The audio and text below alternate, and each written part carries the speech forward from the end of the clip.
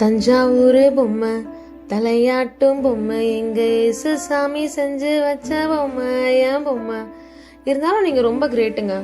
சொந்த மக்களை விட்டுட்டு சொந்த ஊரை விட்டுட்டு வேலைக்குன்னு வெளியே வந்துட்டு இப்போ 4 சவுத்துக்குள்ளவே இருக்கீங்களே. ஒரு ஃபங்க்ஷன்னாலும் 4 பேர் கூட தான். வேதம் சொல்லுகிறது உபாகம் 28:8 கூட, கர்த்தர் உன் களஞ்சியங்களிலும் நீ கையிடும் எல்லா வேலைகளிலும் உனக்கு ஆசீர்வாதம் கட்டளையிடுவார். உன் தேவனாகிய கர்த்தர் உனக்கு கொடுக்கும் திசத்திலே உன்னை ஆசீர்வதிப்பார். ஆமாங்க, நீங்க எங்கெங்க இருக்கீங்களோ ஃபீல் பண்ணாதீங்க.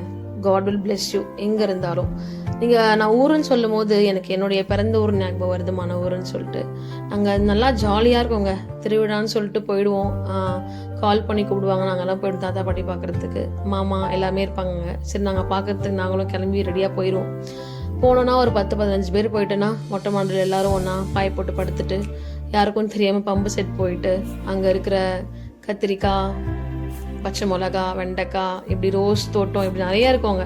ஸோ எல்லாத்தையும் கொஞ்சம் எடுத்துகிட்டு வாத்து கூட அங்கே நிறையா இருக்கும். வாத்தையும் பிடிச்சிட்டு நாங்கள் வந்துடுவோம். இப்படி அங்கே நல்லா ஜாலியாக ஃபன்னியாக நாங்கள் பண்ணியிருக்கோம். இப்போ போய் பண்ணனா வராது. ஸோ அப்போ லீவில் போயிருக்கோம். அதோட இப்போ வரைக்கும் நாங்கள் போனது இல்லை. ரொம்ப பெரிய லாங் கேப் ஆகிடுச்சு. ஸோ எங்களுக்கும் டைம் கிடச்சா நாங்களும் போய் எங்கள் ஊரை பார்க்கணும். நீங்களும் உங்கள் ஊரை மறந்துடாதீங்க. கண்டிப்பாக போய் உங்கள் ஊர் மக்களையும் நீங்கள் பார்க்குறீங்க. பல சொந்தங்களை விட்டு 4 சோற்றில் இருப்பது ஏன்? பேசா தொலைபேசியுடன் உங்கள் நேரத்தை வீணாக்காமல் பேசும் சொந்தங்களிடம் நேரத்தை கொடுங்கள். ஏனோ கடைசி காலத்தில் வருபவர்கள் சொந்தங்கள் தான், தொலைபேசிகள் அல்ல. மறக்காமல் நீங்கள் எந்த ஊருன்னு கமெண்ட் பண்ணுங்கள், ஃப்ரெண்ட்ஸ்க்கும் ஷேர் பண்ணுங்கள். Take care.